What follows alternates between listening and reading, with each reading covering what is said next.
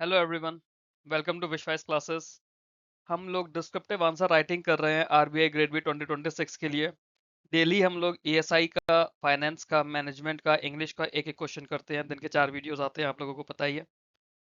ये हमारा 8th session है, फाइनेंस का 8th डे है हमारी डिस्क्रिप्टिव प्रैक्टिस का। क्वेश्चन है, global development continue to exert significant influence on the Indian financial system. Discuss the impact of recent geopolitical tensions, international financial market trends, and commodity price movements on India's inflation, exchange rate, capital flows, and banking sector with reference to RBI's recent reports. ठीक है। Question में हमसे बोल रहा है कि जो global developments हैं, जैसे भी ग्लोबल डेवलपमेंट्स हो रहे हैं, वो इंडियन फाइनेंशियल सिस्टम पे काफी ज्यादा इन्फ्लुएंस शो करते हैं ना। चाहे हमारा कैपिटल मार्केट हो, चाहे हमारा मनी मार्केट हो, बैंकिंग मार्केट हो, एफडीआई हो, हर चीज पर। अब जो रिसेंटली जियोपॉलिटिकल टेंशंस हैं, इंटरनेशनल फाइनेंशियल मार्केट के ट्रेंड्स हैं, कमोडिटी प्राइस के मूवमेंट्स हो रहे हैं, उसका इंडिया के इन्फ्लेशन पर, एक्सचेंज रेट पर, कैपिटल फ्लोज पे और बैंकिंग सेक्टर पे क्या इंपैक्ट आ रहा है with reference to recent RBI reports. ठीक है।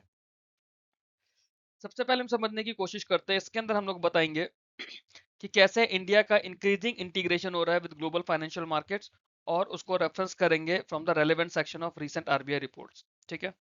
फिर हम लोग मेजर ग्लोबल फैक्टर्स की बात करेंगे, जैसे अभी रिसेंटली हमारे वेस्टर्न एशिया के टेंशन हुए थे, US US Iran Israel war वाला।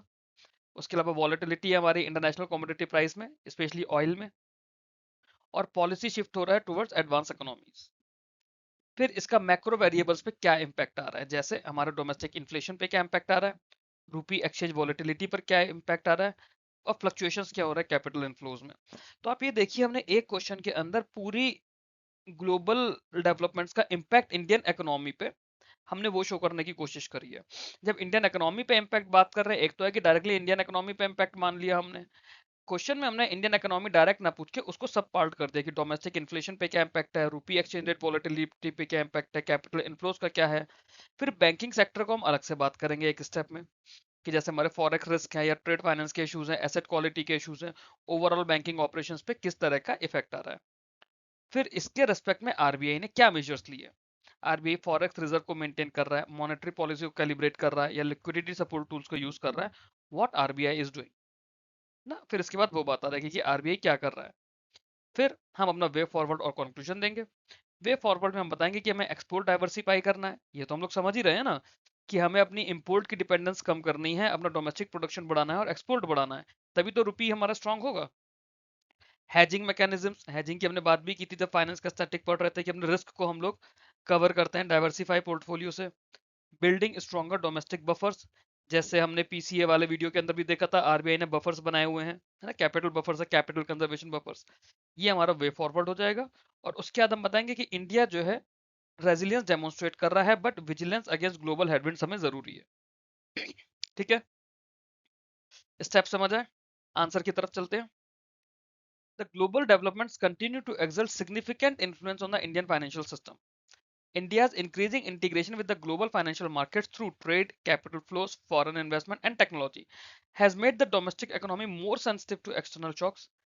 Recent RBI reports, including RTP and MPCs, जो monetary policy reports आ रही हैं, they have highlighted that these growing external linkages and their implication for macroeconomic stability, inflation management, and financial sector resilience. पहले paragraph में हमने क्या बोला, हमने सिर्फ ये बोला कि जो ग्लोबल डेवलपमेंट्स हैं वो अपना इन्फ्लुएंस इंडिया के फाइनेंशियल सिस्टम पर दिखा रहे हैं। इंडिया का इंक्रीजिंग इंटीग्रेशन हो रहा है ग्लोबल फाइनेंशियल मार्केट्स में through trade, capital flows, foreign investment और टेक्नोलॉजी, जिसकी वजह से जब हम इतना इंटीग्रेटेड हैं तो हमारी डोमेस्टिक इकोनॉमी एक्सटर्नल शॉक्स के लिए ज्यादा सेंसिटिव है।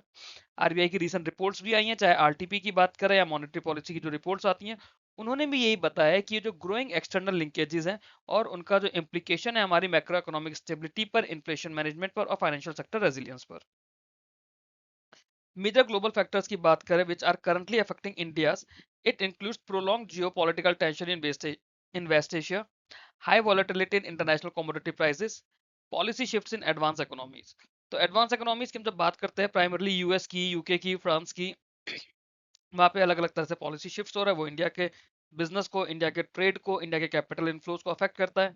फिर हमारा जो जियोपॉलिटिकल टेंशन है वेस्ट एशिया की वजह से, इंटरनेशनल कमोडिटी प्राइसेस में मूवमेंट है, जैसे गोल्ड में बहुत ज्यादा मूवमेंट देखने के लिए मिल रहा है, ऑयल में मिल रहा है। तो ये सारी चीजें इंडिया की इकोनॉमी को इम्पैक्ट करते हैं। फिर अदर कॉमोडिटी प्राइसेस है, जैसे फूड आइटम्स है, बेस मेटल्स है, वो जब उनकी कॉमोडिटी प्राइसेस में वॉलेटिलिटी है तो वो एक और इशू आ जाता है। जो अनसर्टेनिटी है, ये वॉलेटिलिटी इन अदर आइटम्स की वॉलेटिलिटी एग्जिस्टिंग इश्यूज को ऑलरेडी एक एडअप कर रही है। एट द सेम टाइम जो हमारे मॉनेटरी पॉलिसी डिसीजंस हैं, इनफैक्ट हमारे नहीं, यूएस फेडरल रिजर्व के या बाकी सेंट्रल बैंक्स के, है ना, जैसे वो लोग अपने इंटरेस्ट रेट हाइक कर रहे हैं या क्वांटिटेटिव टाइटनिंग कर रहे हैं, they also influence global liquidity conditions and investor sentiment. US के फेडरल रिजर्व ने अपने इंटरेस्ट रेट्स बढ़ा दिए, तो उसकी वजह से वो लोग इंडिया में इन्वेस्ट ना करके यूएस में ही इन्वेस्ट करना प्रेफर करेंगे, है ना। तो उससे जो ग्लोबल लिक्विडिटी कंडीशंस हैं, इन्वेस्टर सेंटिमेंट है, वो इफेक्ट हो जाता है। तो ये जो डेवलपमेंट्स हैं, ये रिस्क और चैलेंजेस दोनों देते हैं for emerging economies like India. फिर आगे हम लोग बात करते हैं जो ग्लोबल फैक्टर्स हैं, दे इम्पैक्टेड की macro variables in India. Inflation पे बात करें तो rising international oil prices have increase the cost of imports, putting upward pressure on headline CPI inflation. जैसे अभी हमारा जो कॉमर्शियल गैस सिलेंडर है, उसके भी कॉस्ट बढ़ी है। Food price volatility due to global supply disruption and adverse weather has further complicated the inflation trajectory. Indian rupee, they have experienced the periods of volatility against the US dollar, reflecting risk of sentiment among foreign investors during global uncertainty. अब हमारा Indian rupee भी week हो रहा है. Capital inflows has shown fluctuation with strong FPI inflows during favorable times, followed by sudden outflows when global risk aversion rises. तो जो हमारा FPI है, फॉरेन पोर्टफोलियो इन्वेस्टर, वो पहले तो इंडिया में पैसा लेकर आ रहा था, जैसे ही ग्लोबल इश्यूज हुए उन्होंने इंडिया से अपना पैसा बाहर खींच लिया।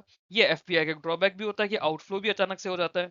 आरबीआई रिपोर्ट्स के अंदर बताया गया कि while India's current account deficit remains manageable, these external pressure they create challenges for maintaining price stability and orderly exchange rate movement. Banking sector के लिए जब बात करते हैं, they also felt the indirect effect of these global development. Higher oil prices and rupee depreciation, इसकी वजह से cost of import बढ़ी है। जब कॉस्ट ऑफ इंपोर्ट बढ़ता है इंडियन कंपनीज के, तो उनका ट्रेड फाइनेंस ऑपरेशंस अफेक्ट होते हैं। ठीक है, क्यों? क्योंकि उनके ट्रेड फाइनेंस ऑपरेशन तो बैंक्स देख रहे हैं। अब banks with large foreign exchange exposure face higher currency risk, requiring stronger hedging practices and risk management system. Banks तो, क्योंकि आपका तो काम रुपी में हो रहा है ना, पहले आपको $100 के लिए 90 रुपए चाहिए थे, सॉरी, पहले आपको $1 के लिए 90 रुपए चाहिए थे, अब 95 रुपए, तो आपको 5 रुपए ज्यादा देने पड़ रहे हैं। तो एक तरह से करेंसी रिस्क हो रहा है, बैंकों को करेंसी रिस्क फेस करना पड़ रहा है। उस रिस्क को मैनेज करने के लिए बैंकों को स्ट्रॉन्गर हेजिंग प्रैक्टिसेस और रिस्क मैनेजमेंट सिस्टम्स की नीड है। फिर जब कॉस्टिंग बढ़ ही रही है, तो हमारी एसेट क्वालिटी जो है, एसेट क्वालिटी कभी भी अंडर प्रेशर आती है। अगर कोई ग्लोबल स्लो डाउन हो जाता है, जिसकी वजह से Indian exporters, MSME, corporate borrowers सब इंपैक्ट हो जाएंगे। हाउएवर, स्ट्रॉन्ग कैपिटल बफर जो है हमारे, इंप्रूव प्रोविजनिंग नॉर्म्स और बेटर एसेट क्वालिटी, यहाँ पे आप चाहो तो आरटीपी की वैल्यू भी डाल सकते हो। जैसे कितना 2.14 या 2.18% था ना, एनपी हमने किसी क्वेश्चन में करा था, वो डाल सकते हो यहाँ पर। वो बैंकों को इन शॉक्स को एब्जॉर्ब करने के लिए बफर प्रोवाइड करते हैं। आरबीआई ने भी ये चीज देखी कि ओवरऑल बैंकिंग स्टेबिलिटी इंटैक्ट है, बट कॉन्टिन्यूस विजिलेंस की नीड है टू एंश्योर या टू एड्रेस एक्सटर्नल वल्नरेबिलिटीज। ठीक है, अब आरबीआई ने कैसे एड्रेस किया है? RBI has responded effectively to these challenges. उन्होंने एडिक्वेट फॉरेन एक्सचेंज रिजर्व रखी हुई है to intervene in the currency market and smooth excess volatility in the रूपी।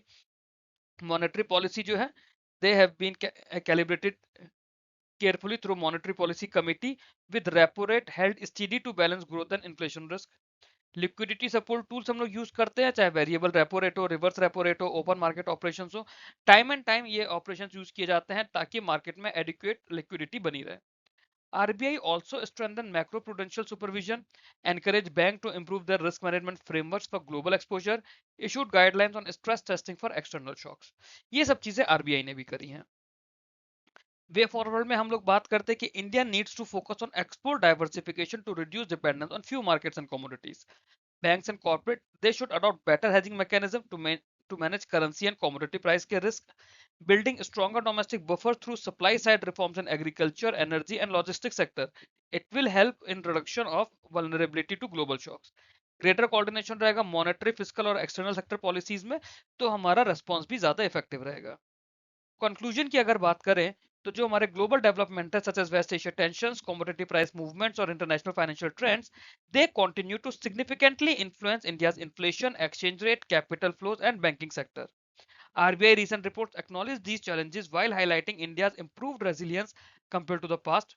With prudent policy response, structural reforms, and continuous vigilance, India can successfully navigate global headwinds and maintain strong macroeconomic and financial stability in the coming years. तो I think इसमें कुछ ऐसा समझाने का नहीं है, बिल्कुल डायरेक्ट डायरेक्ट स्टेटमेंट्स है ना। तो आप लोगों को अगर ये आंसर अच्छा लगा हो, इम्पैक्ट समझ आया हो, किस तरह से ग्लोबल मार्केट या जो हमारा ग्लोबल फाइनेंशियल सिस्टम है, किस तरह से इंडियन फाइनेंशियल सिस्टम को इम्पैक्ट करता है। वीडियो अच्छा लगा हो तो प्लीज वीडियो को लाइक करके चैनल को सब्सक्राइब कीजिएगा। ये अलग अलग टेलीग्राम ग्रुप और चैनल्स हैं आरबीआई ग्रेड बी के लिए, आप लोग अपनी कन्वीनियंस के अकॉर्डिंगली ज्वाइन कर सकते हैं। Thanks for watching this video. Keep learning, keep growing.